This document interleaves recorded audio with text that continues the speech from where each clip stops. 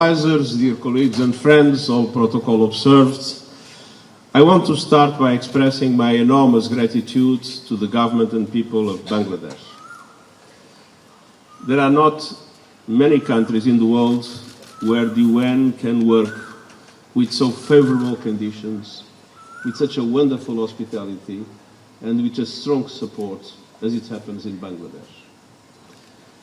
And of course, more important than your hospitality to the UN is your absolutely outstanding hospitality that I witnessed yesterday to more than 1 million Rohingya refugees, with local communities sharing the land, the forest, the water, and everything that unfortunately the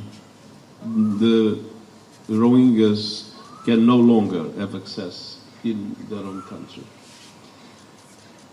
To be in Bangladesh is, in these difficult times, a refreshing feeling that we are in a country of generosity, that we are in a country that is doing reforms in the line of democracy, of human rights, of inclusion, that is exactly what we would like to see everywhere in the world.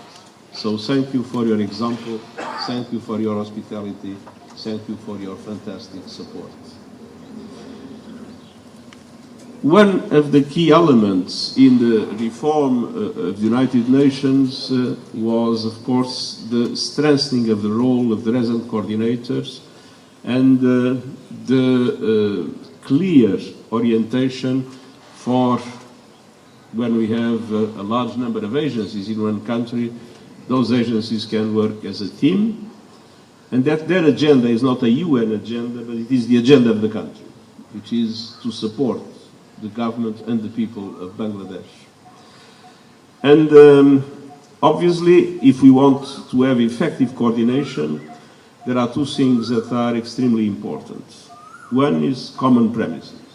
So now we have 12 agencies here in this building, which facilitates the coordination among all of them. And this is the policy we are trying to pursue everywhere in the world. Second, more difficult, but I'm very happy to see that it has started in Bangladesh, common back offices. We need to have more and more sharing of our services in order to make sure that we are not only effective, but we are cost effective, and that the taxpayers' money is used in the best possible way to support the people we care for and not to support the organization in itself.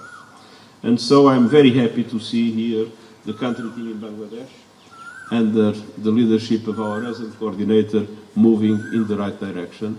And of course, I'm very proud to see this fantastic new headquarters in which I'm sure we will be able to work even more effectively than in the recent past.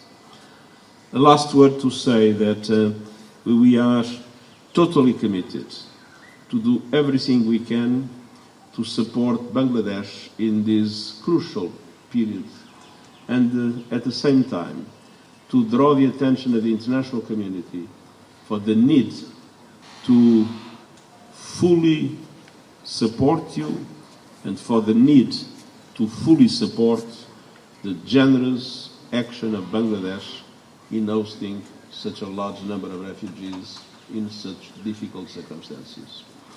And as I am here, it's important to say that Bangladesh is an exemplary partner of the United Nations globally. You are always the first or the second country in the number of peacekeepers around the world. On the other hand, looking into one of the most basic needs of today's world, which is adaptation to climate change. Climate change is moving on, unfortunately, and in many aspects we are not winning this battle. So it's necessary to defend the populations, to defend the nature, to defend the country. And Bangladesh has a remarkable policy in adaptation.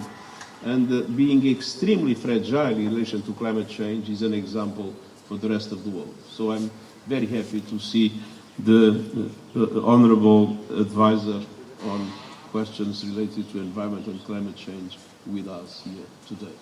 Thank you very much to all of you, and I think